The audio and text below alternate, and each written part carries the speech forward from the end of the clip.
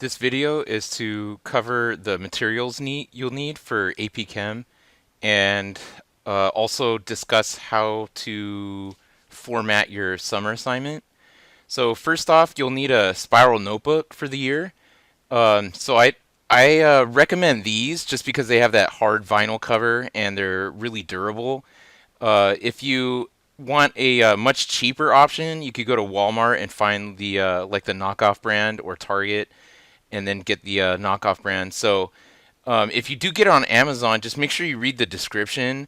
So this is what you want. You want the full size sheet of paper, 8.5 by 11. You'll see some on here that are like 9 by 6. That's going to be like a really small notebook. So you want the full size sheets of paper. If you get the 3 subject, you're probably going to need 2 for the whole year. If you get the 1 subject, you're probably going to need like 4 of those. So I advise getting at least the 3 subject. If you get the 5 subject, so here's what I mean. If I typed in Mead 5 subject and I got the 9.5 by 6, so that's gonna be a small notebook. And if you go here, this is the one you want, college ruled, 8.5 by 11. This is a 5 subject. So I've had students that they wrote pretty small and they were able to fit the entire year into one notebook. So the advantage of that is chemistry is going to build on previous like some later topic we learn in January is going to build on certain things that we covered in like October. So if you have like 4 different notebooks, you want to look up something old that's in your notebook, then obviously you wouldn't have it if you have a whole bunch of smaller notebooks. So it's entirely up to you how you want to do it. As long as it has a binding on the side and not one of those ones where they're like glued together, because those are going to fall apart. And if you do get it on Amazon, make sure you read the description carefully. This is the one you want, the full size sheet of paper. So, and then some of these are 2 packs and 1 packs and 3 packs. So just make sure you read it carefully before you order one. Or like I said, for a much cheaper option, you could go to Walmart and get the, or you don't have to listen to any of this. You can just get whatever cheap notebook you want that just has like the regular cardboard cover. Just know that if you get a small 1 subject, you're going to need like 4 or 5 of them for the whole year. Everything you do goes in this notebook. All your video notes. So, for example, in the summer assignment, I'm assigning 6 videos. Every slide that has a green title on the video should be written in your notebook. I start on because we're going to record a table of contents. So start on page like on your video notes. You want to begin on page 15. So count front and back on your notebook, front and back. So that's what is that? 7 pages front and back, and then on the 15th page, begin your video notes of the first video.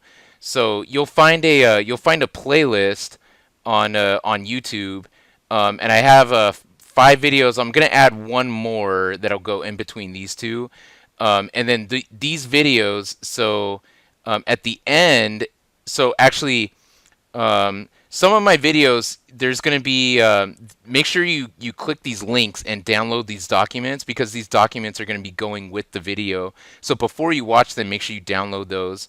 And sometimes I put like the end question is here. Some of my old videos, I don't have questions at the end, but I always require questions in future videos I made.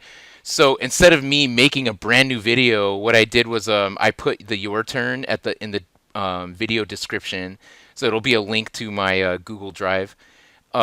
So on most of my videos, especially some of the newer ones, like after like August, you'll see the your turns at the end of the video. So it'll say your turn. So those should be those you answer at the end, obviously after you watch the video. So they're kind of like these test questions to see if you understood what you just watched. Okay, so all the video notes, that stuff goes in your notebook, and it goes. Your first entry should be on the 15th page. And wait for a class like the first day of school. We'll go over the how to format your notebook and what goes into the first 14 pages. Okay, so the one other thing that you'll need is a lab notebook. So if you go to Amazon, and you could also get these at like a college or junior college bookstore, but I think you'll find it cheaper on Amazon. So if you go here, I just typed in on my search, I think yeah, chemistry lab notebook.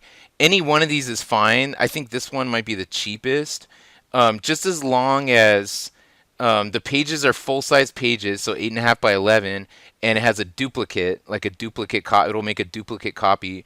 So if you look at the product description, so here's it has a table of contents, which is cool.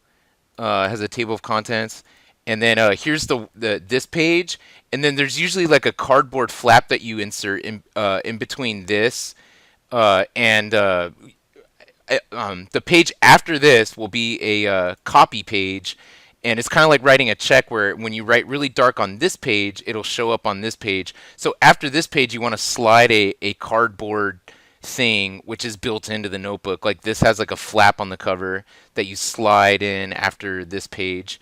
So that way when you write on this page, it doesn't go through onto the third page. So anyway, don't get one of these huge ones. All you need is about a 50-page notebook. So I think 25 might work, but just get 50 just to be safe.